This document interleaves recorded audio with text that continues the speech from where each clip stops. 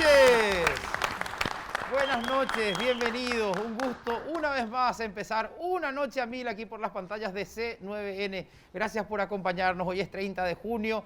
Fin de mes, les deseamos lo mejor a todos. Sí, que se sienta, que se sienta. Y quiero de entrada saludar y dar la bienvenida a los que nos acompañan siempre en el mejor after office de la televisión paraguaya. Ruth Duazo, buenas noches. ¿Cómo estás, Pablo? ¿Cómo están los compañeros? ¿Cómo está también la audiencia? Bueno, estamos acá en una noche más, un miércoles más para acompañarles con muy buenas informaciones y vamos a hablar también acerca de todo lo que está ocurriendo en la semana. Qué mucho frío que estamos sintiendo, ¿eh? Bueno, pero eso va a mejorar por suerte. La sabiduría en persona, mi mano derecha, el señor Alberto Peralta. ¿Cómo le va, Alberto? Muy bien. Quiero contarte y contarle a la gente que es la última vez que vengo a este café bar. ¿Por qué? Por el mes de junio.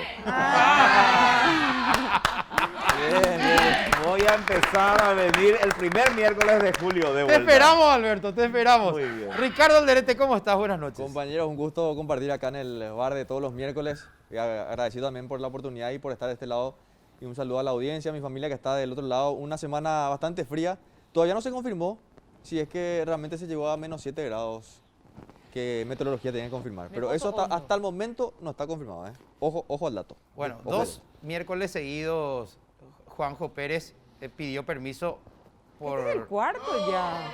para irse temprano. Entonces, directamente nomás no quisimos volver a pasar por eso. Permiso y no existe en este programa. No, hay permiso ya. Por eso le hemos reemplazado violentamente. Le damos la bienvenida también a nuestro compañero en Radio 1000, Javier Martínez del área deportiva. Hola, Javi, bienvenido. ¿Qué tal, Pablo? Bienvenido, Javier. Bueno, esperaba también algún adjetivo como sabiduría, algo así también para mí, pero bueno, no, contento, la verdad. Vamos a tratar de reemplazar a Juanjo con toda la información deportiva.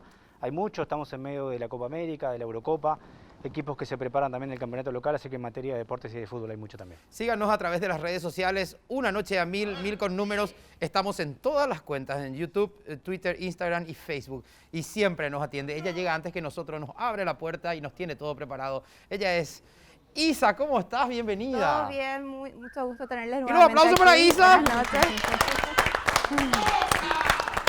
Bienvenido a nuestro nuevo compañero. Espero informarme también con todos ustedes. Me encanta estar acá. Muchas gracias, Isa. A nosotros también nos encanta tu compañía. Disculpame, Pablo. Yo le puedo pedir ya... ¿No Sí, pediste ¿qué te puedo antes? servir? No, pero lo mismo de siempre nomás, Isa. Ah, Y dale. lo mismo que de sea siempre. que pidamos, hoy Javier es el encargado Yo de no Pablo. Claro que yo no sí. sabía que podía pedir vino. Arranco con una coca, después podemos ir. ¿Me permiten un pequeño momento? Sí, siempre queremos transmitir entusiasmo, alegría, buena onda y informarles del mejor modo posible. Y no podemos eludir tocar este tema. Hay gente que sabe, hay gente que no sabe. Una de las personas por las que está atravesando un momento muy duro después del derrumbe del edificio en Miami es el presidente de Radio 1000. Y uno de los propietarios de Radio 1000, el ingeniero Luis Petengil, que ustedes saben está en la ciudad de Miami desde aquel día. Así es que desde acá le queremos mandar nuestra fuerza, nuestro aliento, en un fuerte aplauso de todos nosotros al presidente de nuestra empresa. Te esperamos, presidente, te esperamos con el mejor ánimo y te deseamos lo mejor. Y contarle a la gente que su hijo, Luis Petengil, desde los días en que practicábamos este programa, nos acompañaba acá detrás de cámara. Y nada, todos tenemos acá la memoria y el recuerdo de su sonrisa, porque era lo que siempre nos dejaba. Nos cuesta hablar, simplemente para compartir con ustedes, porque es un dolor que nos toca un poco de cerca, bastante de cerca. Y a ambas familias involucradas le queremos mandar un abrazo enorme de nosotros los funcionarios de su empresa. A la familia López Moreira Bo y a la familia Petengil Castillo, que están atravesando este dolorosísimo y duro momento de una angustiosa espera. Dicho esto, volvemos a la alegría que siempre queremos transmitirles, porque hoy es el cumpleaños del realizador de este programa, Gustavo Coronel. ¡Bravo! Gustavo, Felicidades. feliz cumpleaños, Gustavo. Y Gustavo, esto no puede pasar así nomás, así que termina el after office y vamos con Gustavo que corre con todos los gastos. O sea, caí en el programa justo. ¿Sí? Caí en el programa justo hoy. Claro, y además, Gustavo, con esto está un paso más cerca de la vacunación. Y la tradición, sí, es cierto. Es cierto. La tradición del bar es que los cumpleañeros ofrezcan digamos, la comida y las bebidas a los que Tráeme la pasan al botella, bar. por favor. Lo bueno- Javier, te salvaste. Lo A bueno cuenta de de esto de la Gustavo. vacunación es que hoy nadie oculta su edad y todos quieren cumplir años. Claro, Esa claro. cantidad Pero de- con este asunto te salvaste, Javier, porque vos eras el candidato a pagar la cuenta hoy. Ah, bueno, Y gracias. ahora es Grande Gustavo. Ahora he gustado por la feliz coincidencia. Podemos compartir. ¿no? Pero hablando de vacunación, anoche llegaron 200.000 dosis de la Sputnik V al Aeropuerto Internacional Silvio Pettirossi. Es así y se espera para el mes de junio, a partir de mañana, entonces la cuenta regresiva de lo que va a ser la cantidad de vacunas que van a llegar y tenemos justamente la información de que además de las 200.000 que llegaron anoche, van a llegar también desde Qatar, la donación de Qatar, 150.000. Esto va a ser el día sábado. Lo que se concretó en la semana también y que ya lo veníamos hablando hace varios días, 1 millón de dosis que dona Estados Unidos de Pfizer. Eso también es una muy buena noticia. Que estas vienen en su totalidad, ¿verdad? Exactamente. Ahí luego ya tenemos 1.150.000 dosis, ¿verdad? Sí. Para la quincena de julio. Bien. Durante el mes de julio también llegarían entre 400.000 a 700.000 las de Covaxin, las que fueron compradas de la India. Todavía no se sabe el monto exacto de las que van a llegar ni la fecha exacta. Y vemos que Pfizer, recordemos que compramos también 1 millón nosotros. No llegarían las 1 millón en julio, pero no se sabe qué cantidad más o menos llegaría ya desde la quincena, las últimas semanas de julio. Pfizer anuncia por que tandas. va a entregar de a 50.000 dosis por semana y probablemente va a entregar entre 2 semanas o 3 semanas en julio. Tendríamos entre 150.000 y 100.000 vacunas más de Pfizer. Por eso la aclaración de que el millón de dosis donado va a llegar en su totalidad, que es lo que anunciaban, y el millón de dosis comprado va a llegar en tandas, ¿verdad? Como para Eso- tener esa precisión. Claro, Así y eso es. obviamente está generando que se den los vacunatorios masivos y ya se puso también en marcha lo que va a ser el vacunatorio del ex Aratirí, con una cantidad impresionante de personas que ya están trabajando, que es lo que pedíamos siempre también, que se haga toda la logística previa para que ya a la hora de ir podamos ir tranquilamente. Vamos a responder preguntas rápidas, Bien. rápidas. Acá ya dijeron la cantidad y más o menos la periodicidad con la que van a llegar. Listo. A partir del lunes, ¿para cuánto van a ampliar, Alberto, la franja?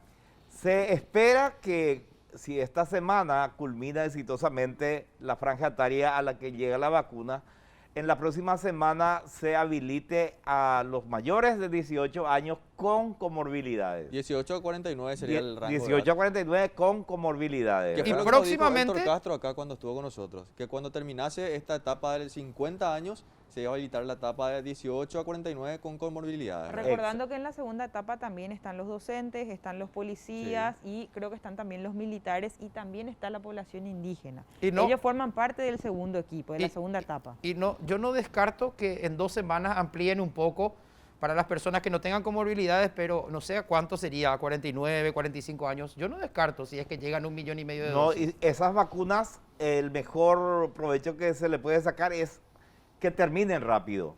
O sea, que se le llegue a la mayor vacune cantidad de a gente. todo el mundo y yo creo que eso va a ocurrir en unos 15 días. Se va a habilitar el super vacunatorio y 45.000 personas por día quieren vacunar los del Ministerio de Salud Pública. En todo el periodismo nacional, si querés saber todo sobre las vacunaciones, escucharnos todos los días desde las 7 de la mañana en Radio 1000. Porque aquí en la tele el tiempo es más breve, tenemos que dosificar. Y esta fue la primera dosis, pero escúchenos mañana, tenemos mucho más para contarte. Por ejemplo, ¿cuánto tenés que esperar para tu segunda dosis de Sputnik, de AstraZeneca? O sea, esas preguntas que se quedan colgando mañana en Radio 1000. Es la segunda dosis, pero no le vamos a vacunar a la gente, por ahí que... Para aclarar nomás, ¿eh? Muy bien, y un debate que hoy por lo menos se prolongó a través de Radio 1000 y comenzó acá el miércoles pasado. Porque, ¿verdad que nos dio la impresión de que los candidatos que chocaron eran los dos de la oposición? Exacto, Sí. y fue así, chocaron y realmente a tal punto que eso por lo visto que fue eclosionando durante la semana y entre ayer y hoy tenemos un panorama bastante extraño, ¿verdad? Uno pensaba Exactamente. que la oposición tendía a unirse porque es el arma para llegar al objetivo que es la intendencia. Y en las últimas horas surgió un hecho que disparó un nuevo choque entre ellos, Ruth. Exacto, porque lo que parecía que iba a ser ese consenso que estaban pidiendo, finalmente desató una discordia entre el Partido Liberal y también Patria Querida. Ayer Patria Querida, a través de una conferencia de prensa, llamaba a un consenso a todos los partidos para trabajar unidos y daba todo un mecanismo de unidad, pidiendo que hasta el 10 de agosto cada candidato continúe ofreciendo su propuesta y que hasta el 30 de agosto la realización de un procedimiento de urnas delivery pueda decidir finalmente quién va a ser el candidato que va a ir como consenso para enfrentar evidentemente al Partido Colorado. Muy bien. Ayer, mientras se producía esta publicación de esta invitación de Patria Querida, Héctor Alegre y Ricardo Alderete a la tarde le entrevistaban a Seba García. Pero hoy nos llevamos una sorpresa. Esta mañana en Radio 1000 nosotros le entrevistábamos a Eduardo Nakayama, a ver cómo tomaba esta invitación. Escuchen en sus propias palabras cómo tomó Nakayama esta invitación de Patria Querida. No es extraño, es absurdo. O sea, no entiendo cómo un partido puede plantear algo tan absurdo, ¿verdad? ¿Vos crees que la intención real de esto es dividir votos? Claro, absolutamente. Están siendo funcionales al 100% al actual gobierno municipal. 100%. Entonces yo te voy a decir una cosa, Pablo. Lo único que te voy a pedir, si en algún momento estamos otra vez en tu programa, En su programa. es que nos coloques a los que estamos en la oposición de un lado y a los que están con el gobierno municipal del otro. Eso es lo único que te voy a pedir. Dentro de hacer tu sorteo. Esa es una acusación seria, Eduardo. O sea Sí. que vos estás diciendo que el diputado de Patria Querida Es funcionario del gobierno es municipal. funcional a la candidatura de Nenecho. ¿Qué puedo entender, Pablo? ¿Qué puede entender la ciudadanía? Si Bueno. te están pidiendo, si te están tirando una alianza imposible bajo plazos fenecidos y demás, ¿qué se puede entender? Que no se quieren aliar. ¿Por qué reaccionó así, Alberto? Brutal es la reacción, porque resulta que en realidad hay una fecha concreta, el 30 de... Agosto. No, el 30 30 de de julio. julio termina el plazo para que alguien retire candidatura o renuncie o se alíe. Pero lo que propone Patria Querida es hacer una elección por urna delivery el 30 de agosto, prácticamente un mes después. Es cierto que hay un proyecto, una propuesta de la parte técnica del Tribunal de Justicia Electoral para que se retrase el plazo hasta el 29 de agosto. Pero aún así llegan tarde. Bueno, y Ruth, que no es cizañera, dijo, vamos a llamar al presidente de Patria Querida. No hablamos. Vamos a llamarle, vamos Pero a saber nomás. teníamos que Y tener le la llamamos a versión. Villarejo, presidente de Patria Querida, le contamos lo que, tipo, eso es chismoso, ¿verdad? Le contamos, mira lo que Nakayama dijo de vos. Y esto es lo que respondió el presidente del partido Patria Querida. El hecho Rodríguez es intendente de la ciudad de Asunción con voto de 4 concejales del PLRA, que son los primeros 4 concejales que lideran la lista del PLRA. Y que esté clarísimo.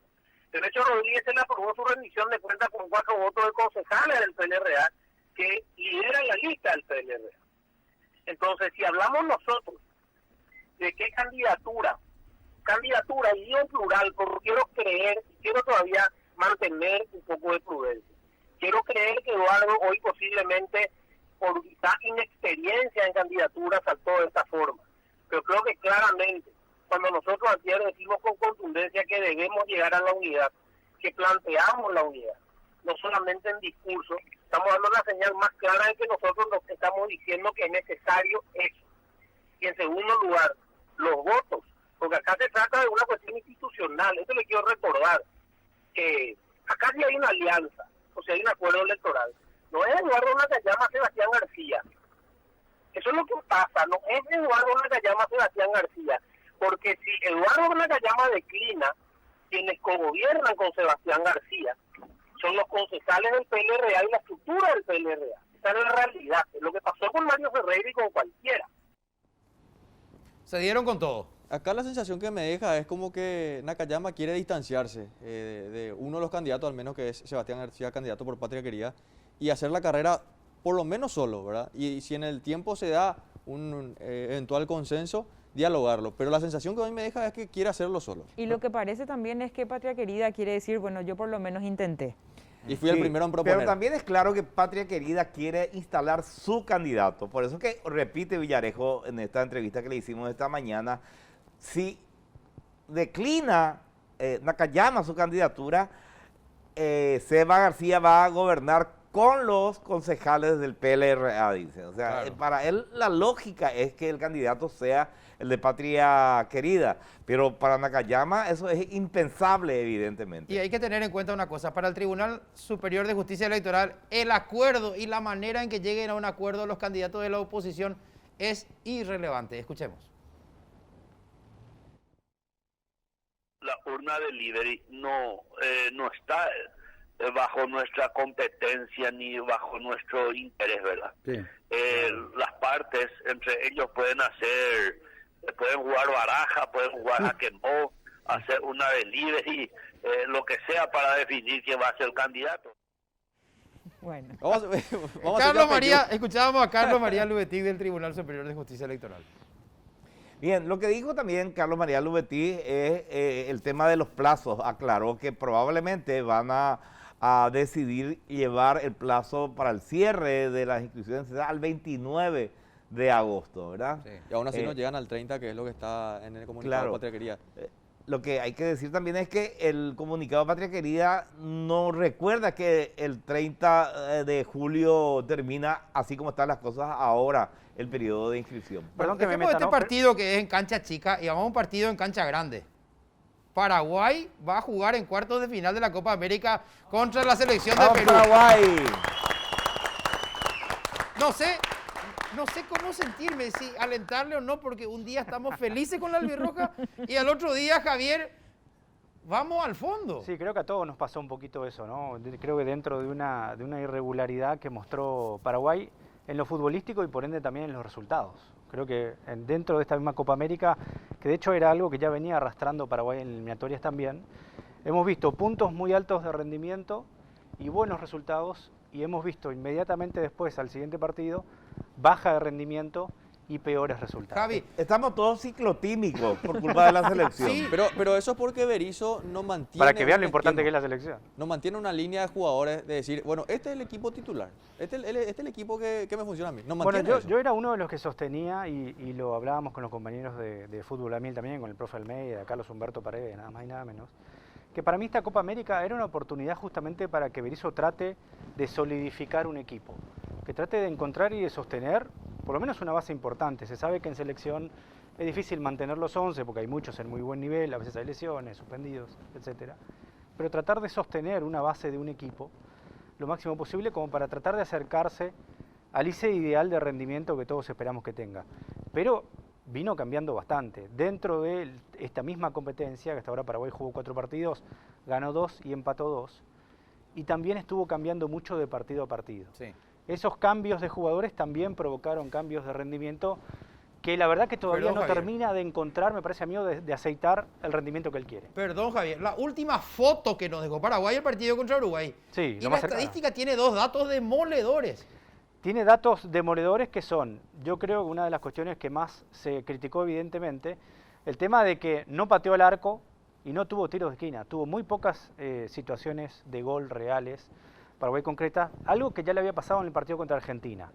Por eso hablamos de vaivenes y Así es. de similitudes. 0 tiros al arco en 95 minutos. Muy Y pocas veces se ve eso en el fútbol mundial. Y 0 corners. Eso es extraordinario también. somos ¿eh? primero en algo, entonces. Por más defensivo que seas, cualquier equipo del mundo siempre va a tener 2 chances de gol Pero por explícame tiempo. otra cosa, tenemos 52% de posesión, o sea, tenemos Sí. la pelota. Tuvimos Bueno, el más- tema no es solamente la posesión, yo creo que las estadísticas también hay que tomarlas, hay que ponerlas en contexto. Javier, Si vos tenés el 52% de posesión, pero la tenés recién cuando estás perdiendo, significa que por ahí también el rival se agrupó, te dejó tenerla, y también es en dónde la tuviste. Si vos la tuviste en tu campo, evidentemente no vas a lastimar al rival, que es algo que le pasó a Paraguay. En el partido contra Argentina, arrancó perdiendo ese partido rápido, con el gol de Papu Gómez. Y después nos dieron la pelota. Argentina se replegó, le dio la pelota, Paraguay la tuvo en un lugar donde no Y no duele, supo entrar. que es en su campo, no supo entrar nunca, no creó situaciones de gol. Ahí sí tuvo más córner, creo que había tenido 9 en aquel partido. Pero no pateó largo tampoco. Y en este contra Uruguay le pasó algo muy similar. Uruguay hace el gol de penal, rápido en el partido, le da la pelota y Paraguay no sabe qué hacer con ella. Javier, Perú, es el rival más fácil que nos pudo tocar. Achán, preguntota. Si me daban a mí a elegir, yo elegía Perú. Creo que dentro de los rivales de la exigencia, Colombia es una selección con jugadores jugando en la elite del fútbol mundial, tienen dinámica, son rápidos, saben a lo que juegan hace tiempo, más allá de que cambió el entrenador, sostiene una base importante de jugadores. Ecuador viene muy bien en las eliminatorias, ganó 3 partidos, hoy está metido en zona de clasificación. Son 2 equipos muy exigentes desde lo físico. Y que Almirón no esté, nos causa preocupación. Yo creo que le causa preocupación a todos. Almirón es un jugador que es muy importante para la selección y creo que es inclusive para el rival una preocupación saber que está Almirón del otro lado. Pero tiene jugadores Paraguay para reemplazarlo. Recién lo hablábamos un poco fuera de micrófono. Está Oscar, está Cacu Romero, que hizo un buen partido contra Bolivia. Tiene jugadores como para tratar de reemplazarlo sabiendo lo importante que es Almirón. Bueno, ahí justamente tenemos a Miguel Almirón, que estábamos todos preocupados. No, como decís, no fue tan grave como... Sí, se esperaba una lesión más grave por la manera en la que se retiró el de la cancha, sobre todo tomándose el muslo, llorando también. Tras el estudio realizado, una resonancia magnética, se observó edema muscular en la cara posterior del muslo izquierdo. No se detecta hematoma ni rotura fibrilar. Esto es importante porque nos explicaba el profe Ever Hugo Almeida que cuando hay rotura, eso significa un día de recuperación por cada milímetro de rotura, ¿no? Entonces era un tiempo que le iba probablemente a tomar más tiempo. Se estima que no, evidentemente no va a poder estar el día viernes contra Perú, probablemente tampoco en la semifinal. Por eso le pedimos al resto de los compañeros que hagan un esfuerzo, que lleguen a la final. ¿Vamos a ganar contra Perú o no? Yo creo que sí, esperemos que sí. Estamos todos esperando que gane Paraguay contra Perú. Llega Almirón para la final. Por Almirón, los demás albirrojos tienen que llegar a la final. Claro, háganlo por Almirón. Háganlo por Almirón. ¿Te diste cuenta, Javier? ¿De Todos qué? aplaudieron y yo... Usted no estaba Es tan... que con la selección no se sabe, Javier. Pero depende del partido. Si lo traía después del partido contra Chile, seguramente iba a aplaudir Me más quedé con fuerte. una pregunta para Javi. Perú también piensa lo mismo de Paraguay, Sí. ¿verdad? Es decir, Paraguay es el más accesible para nosotros. La otra vez lo escuché hablar al Chorrillano Palacio, se deben acordar ustedes, jugador histórico de la selección peruana. Es de Chorrillo. Y justamente, claro, le consultaron eso, qué pensaban en Perú del rival. Y era eso también, ¿no? Era un poco desde Perú también, si le daban a elegir, prefería a Paraguay. O sea, también es Nos importante. elegimos mutuamente. Mutuamente. Así que alguno de los dos, solo uno pasa y el otro se queda. Viernes 5 de la tarde, el albirroja ante Perú, cuartos de final de la Copa América que se está disputando nuevamente en Brasil como hace 2 años. Ya saben, pueden seguirnos en las cuentas en redes sociales. Somos Una Noche a Mil, 1000 con números en Twitter, Facebook, Instagram y también en YouTube. En YouTube pueden ver. Ahí está el ministro de Hacienda, bienvenido. Invitado de lujo. ¿Cómo le va, ministro? Gracias, por favor. Buenas noches, ¿qué tal? ¿Cómo están? Buenas, ¿qué tal? Muy bien. Gracias por venir, ministro. No, por favor, muchas gracias por la invitación, Pablo. Un saludo para Ruth, para Ricky, Alberto, para Javier y para toda la teleaudiencia. Está con nosotros el ministro de Hacienda, el doctor, ¿verdad? Economista.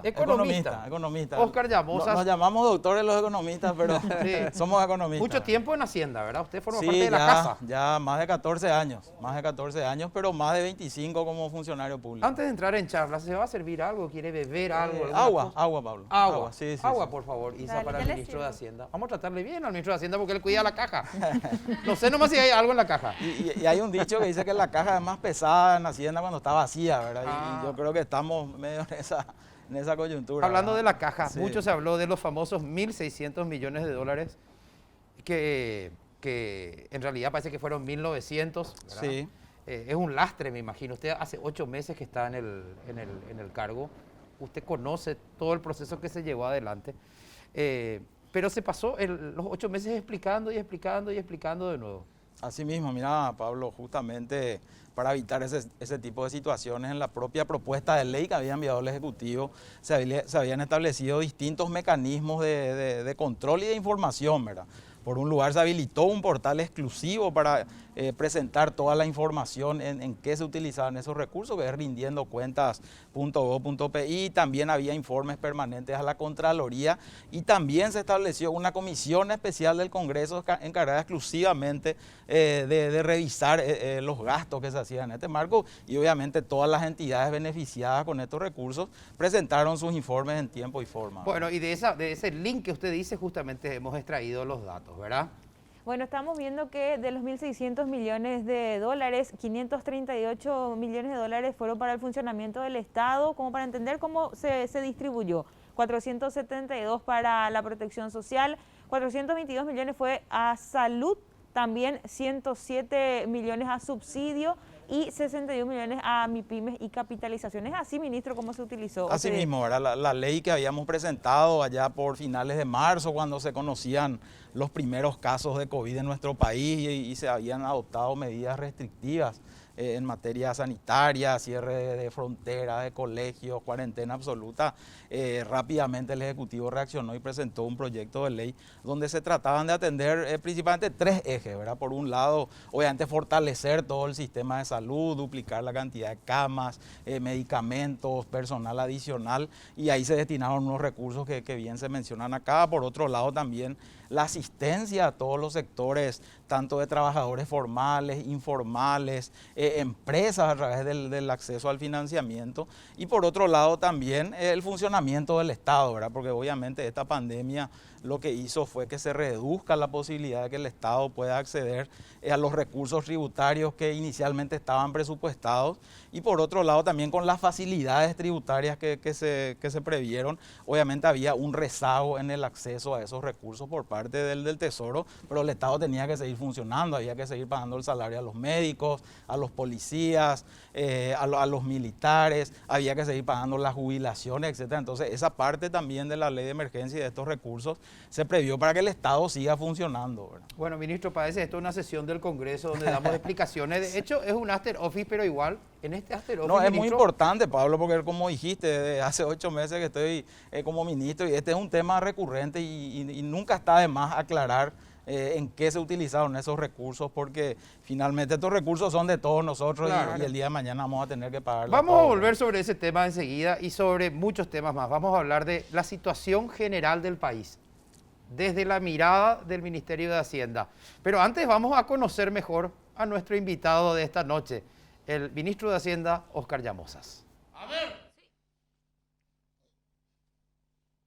Óscar Llamosas Díaz nació en Asunción el 18 de febrero de 1975.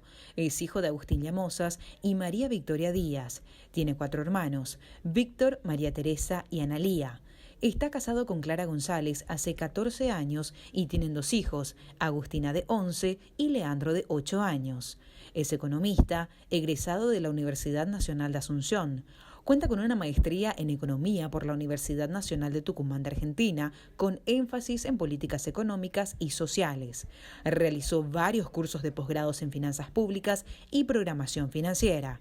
La gran inspiración para seguir a los números fue probablemente su padre, quien también era economista.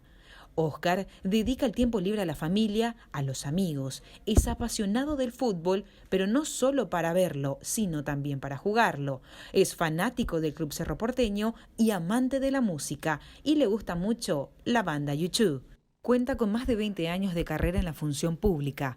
Ocupó cargos dentro de Hacienda como director general del Tesoro Público, dependiente de la Subsecretaría de Estado de Administración Financiera, jefe del Departamento de Coyuntura Macrofiscal, dependiente de la Subsecretaría de Estado de Economía, y también se desempeñó como viceministro de Administración Financiera. Finalmente, fue designado en octubre del año pasado, mediante decreto 4268 del Poder Ejecutivo, como ministro de Hacienda.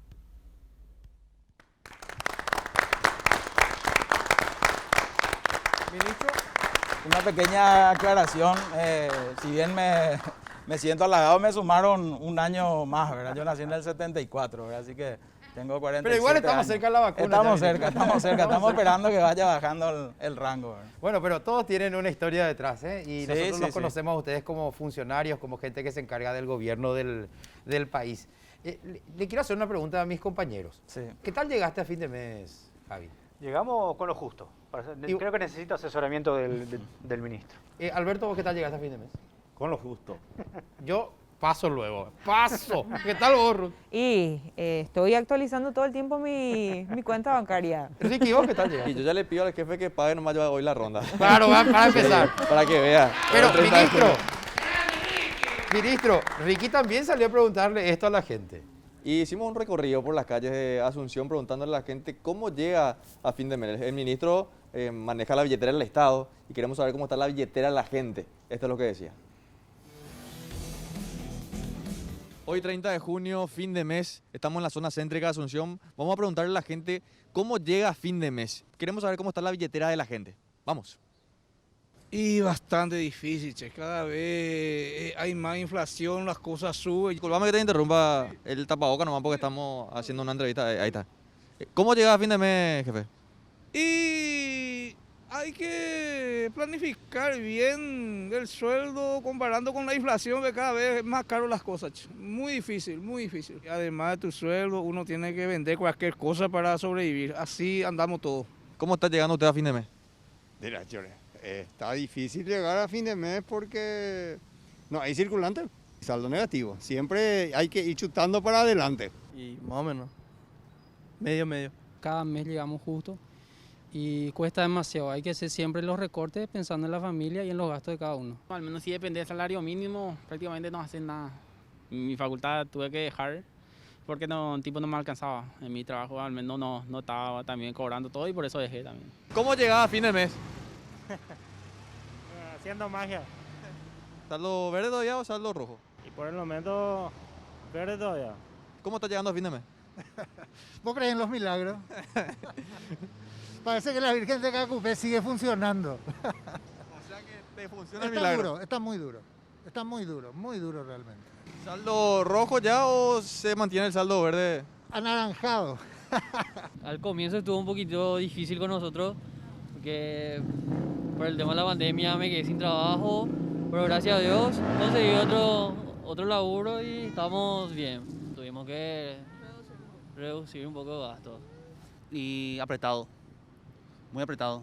Hay mucho menos ingresos y no es como el año pasado que por lo menos había mucho sobrante. Y como todo, apretado. ¿Mucho más difícil que antes o no? Y mucho más difícil.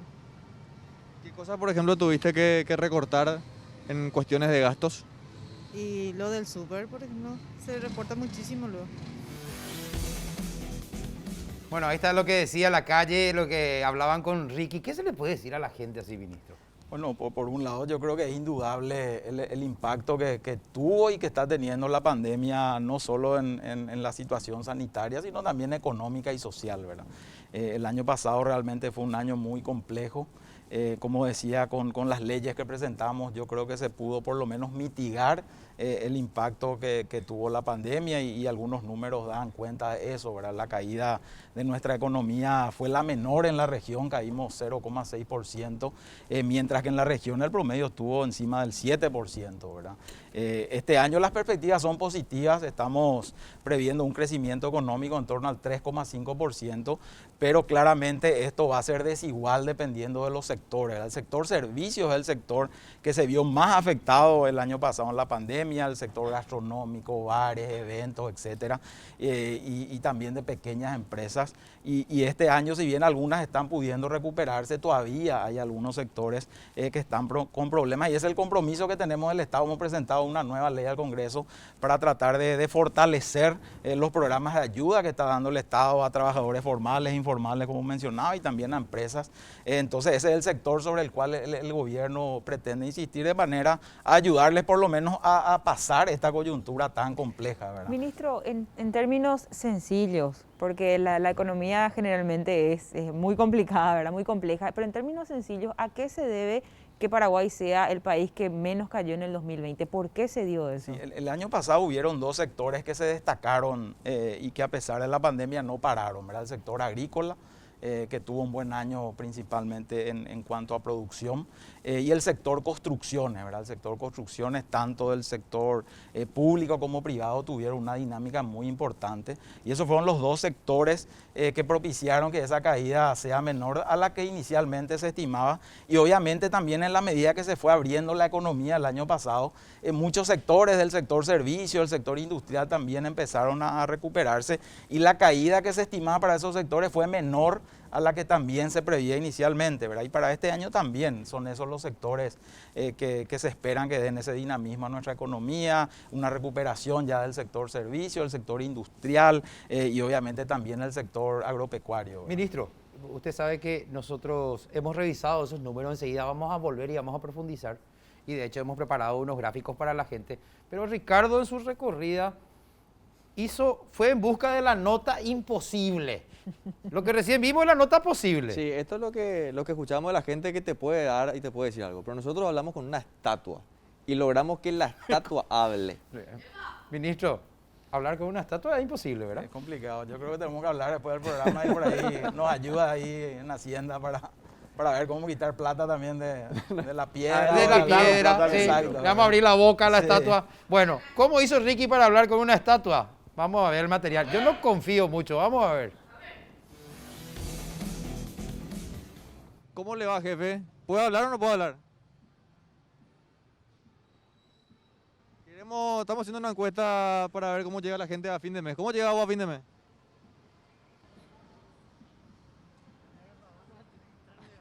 Pero ¿y si pago me va a responder o no me va a responder? Yo creo que sí. Yo creo que sí. Pero a ver, estamos haciendo una encuesta de cómo llegamos a fin de mes y me está haciendo pagar. No, y dale, 20.000 nomás tenemos. No, pues no tengo ni 20.000, mira. Ahí está el dólar. Dale, sí. No, obvio, $1 le da. Dale, sí. Vos. Mira. A ver. Ahí va a cantar como lorito y todo. ¿Cómo llega a fin de mes? A veces bien, siempre cae algo. ¿No es difícil? Está muy difícil las cosas. ¿Más difícil que antes? Sí. Un poco más difícil. ¿Saldo rojo o saldo verde?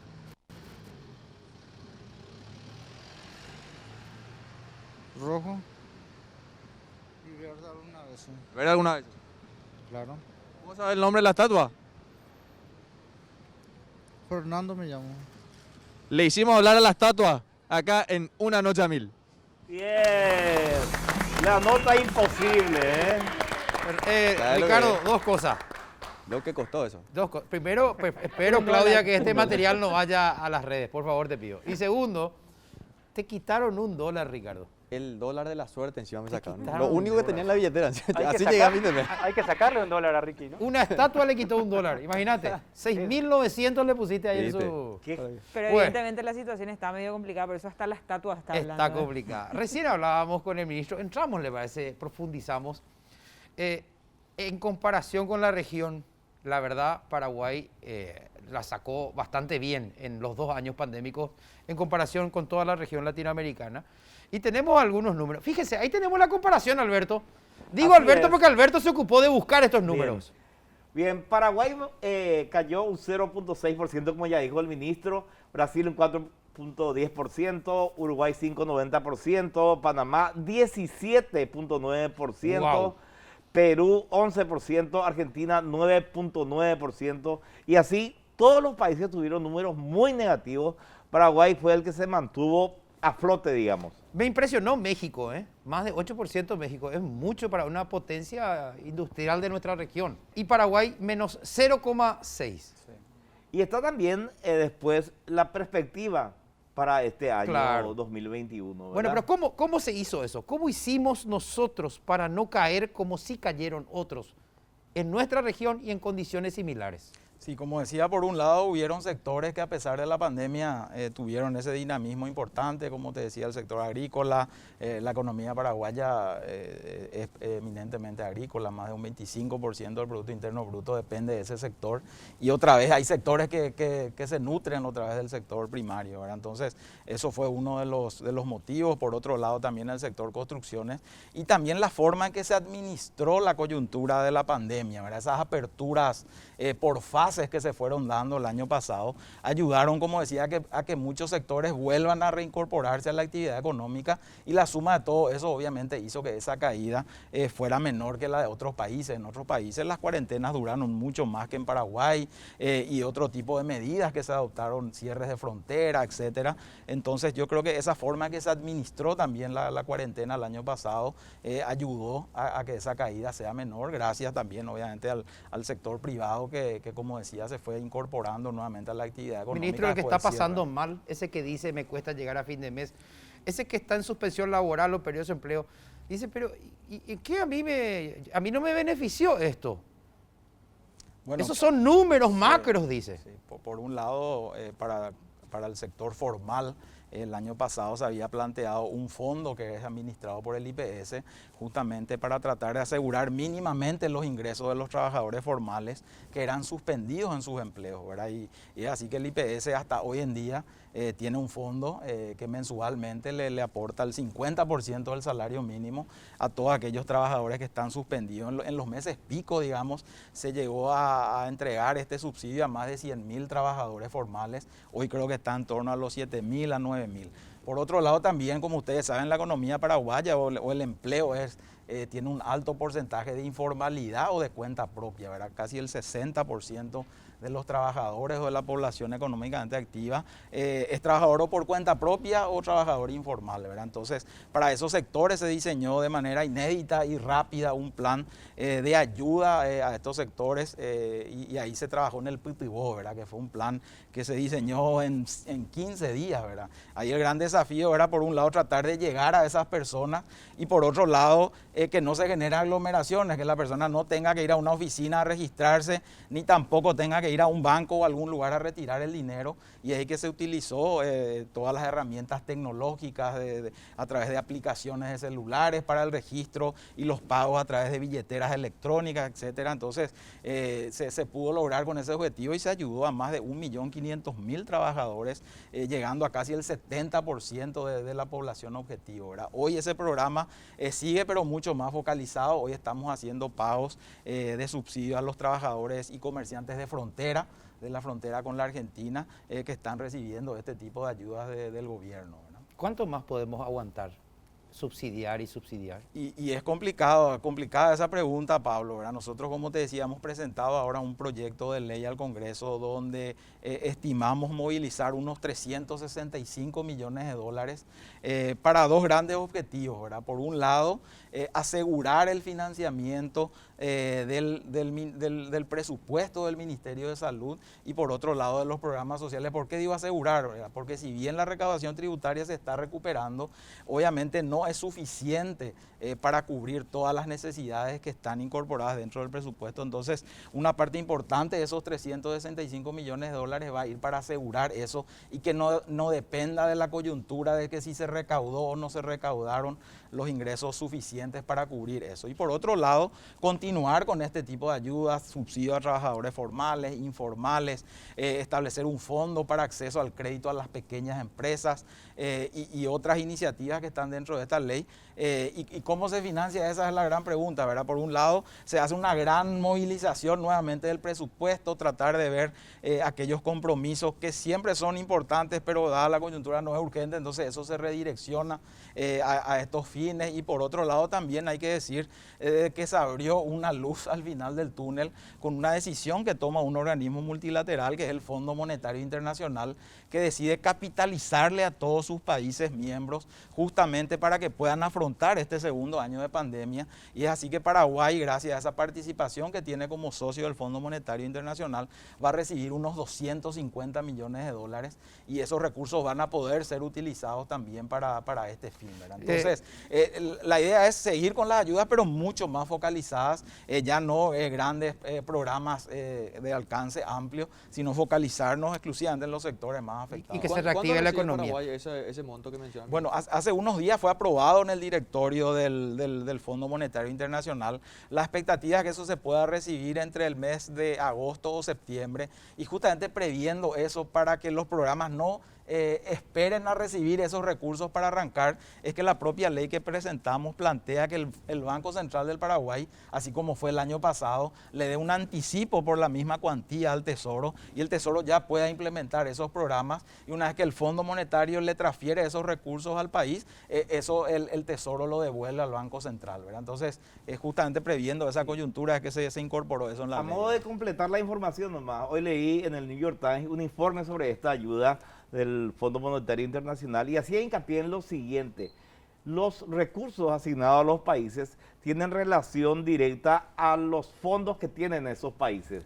Así que los países más pobres en realidad reciben menos plata que los países más ricos en esta ayuda, lo cual no es muy solidario, que digamos. Sí, como nada en esta pandemia, Alberto. Nada fue solidario. El criterio que utiliza el Fondo Monetario, como bien lo dice Alberto, es en base a la participación accionaria que tienen los países. Obviamente los países pequeños como el Paraguay de ingresos medios, obviamente tienen una participación menor y reciben proporcionalmente a eso. Mismo. Pero igualmente esos recursos son muy importantes y, como decía, vienen en el momento justo para poder atender este segundo año de pandemia. Hagamos así, porque la gente común y corriente tiene que entender esto que vamos a decir. O sea, nosotros. Esto que vamos a decir, ministro. No, vamos a bajar un poco del lenguaje técnico ese de los profesionales de la economía. El Paraguay, antes de la pandemia, venía teniendo un Producto Interno Bruto de 39 mil millones más o menos de dólares. Eso es toda la plata que el país produce, toda lo que producís vos en tu casa, lo que produce el Estado, lo que producimos todo, es eso, 39 mil millones de dólares al año, ese era el promedio. Ese Producto Interior Bruto bajó en los años de pandemia, pero hay sectores que sostienen ese Producto Interno Bruto. Murió el sector hotelero, murieron los restaurantes, se cerraron muchos meses, pero algo funcionaba y sostuvo eso, y son estos sectores. Estos son datos, Ruth. Exacto, sí, estamos viendo datos que fuimos recabando del Banco Central del Paraguay y vemos que la construcción está en un 14,2% en el primer trimestre del 2021. De este año. De este año, claro. Le sigue la ganadería con un 9,8%, la industria en general está con un 4,8%. Decimos que dentro de todo son números que vemos positivos, obviamente, ¿verdad? Bueno, estos son los sectores que mejor están sosteniendo en este primer trimestre. ¿Es así esto, Benito? Así mismo, ¿verdad? En el último informe del Banco Central, ellos estiman en el primer trimestre un crecimiento positivo de la economía del 0,6%. Dentro de ese 0,6% se destacan estos sectores que planteó, y en contrapartida hay sectores que están en negativo, y uno de ellos es el agrícola, ¿verdad? Contradictoriamente a lo que uno podría esperar, porque el Producto Interno Bruto lo que calcula es la producción, ¿verdad? Y hoy la producción del sector agrícola es menor a la del año pasado, pero algo que puede más que compensar eso son los precios internacionales, ¿verdad? Y los precios internacionales de los commodities están muy por encima del promedio de los últimos años, así que eso podría generar ingresos a nuestro país de divisas, y obviamente eso se desparrama en los diversos sectores, y eso puede ayudar a compensar esa menor producción que está teniendo el sector agrícola. Una razón por la cual no estamos todavía en el precipicio, en el barranco, como están otros países. Hay países donde es desesperante la situación. Bloomberg ayer decía que Argentina es el peor país para vivir en esta pandemia, por la cantidad de tiempo que lleva la economía parada. Están viviendo prácticamente de subsidios. O sea, hay que saber un poco entender, y hay números que nos ayudan a entender mejor, Ruth. Exacto, nuevamente números de lo que tiene que ver y de lo que está pasando en este 2021 en cuanto a exportaciones e importaciones. En el sector textil y confecciones creció, por ejemplo, en este año 17,9% con respecto al mismo periodo al año pasado. Las importaciones de bienes tiene un 7,7% más también que el 2020 en cuanto al crecimiento. Tenemos entendido que la importación de bienes está el rubro automóvil, el que más está generando ingresos, y las inversiones también llega a un 2.871 dólares en este primer cuatrimestre. Son números positivos que estamos viendo en este año. Esos casi 3.000 millones de dólares en inversión, ¿de dónde vienen y en qué sectores? Mira, hay en distintos sectores, ¿verdad? Hoy, por ejemplo, tenemos inversiones extranjeras muy importantes que se están instalando en nuestro país. En Concepción hay una planta celulosa que va a hacer la inversión más grande en la historia de nuestro país. Están hablando de unos 3.000 millones de dólares que se van a invertir ahí. Y así en distintos sectores, ¿verdad? Como bien se expuso ahí, la maquila es un sector que está teniendo una buena dinámica. Hay muchas empresas que están apostando a eso, y los distintos sectores, ¿verdad?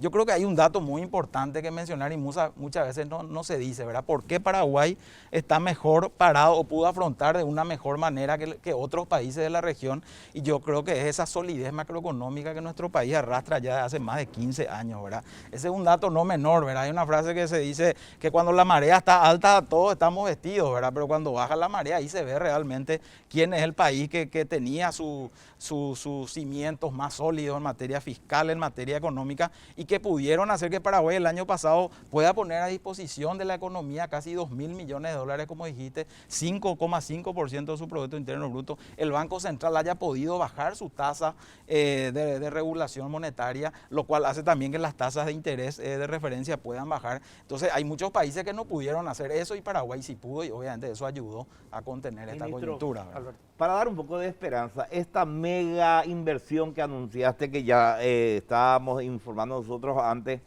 ¿a cuánta gente del norte le va a dar trabajo? Mira, la verdad que no tengo esa información, pero sí sé que es una industria que va a generar mucha mano de obra, no solo en esta etapa previa de la construcción, que creo que dura 2 o 3 años para construir la planta y todo lo que se necesita, sino también obviamente en la operación, ¿verdad? No tengo ese dato específico, Alberto. Pero es una esperanza para el norte que fue postergado durante décadas, ¿verdad? Totalmente. Alberto, ministro, tenemos hambre.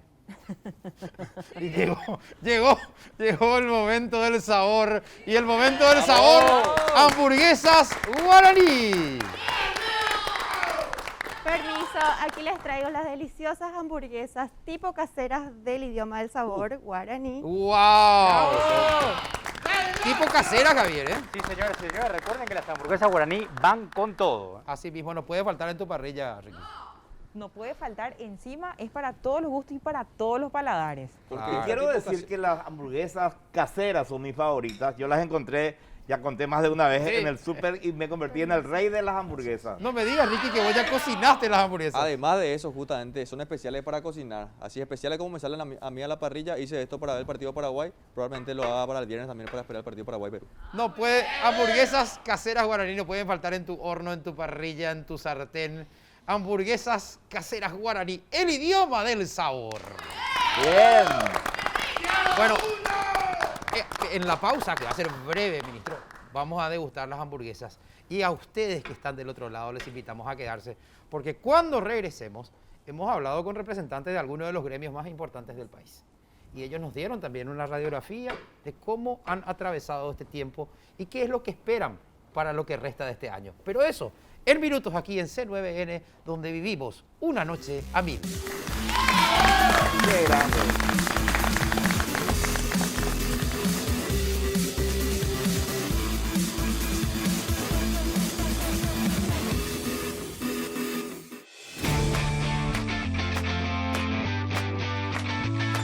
Bye. Hamburguesas tipo casera, hecha por Guaraní, como la harías vos.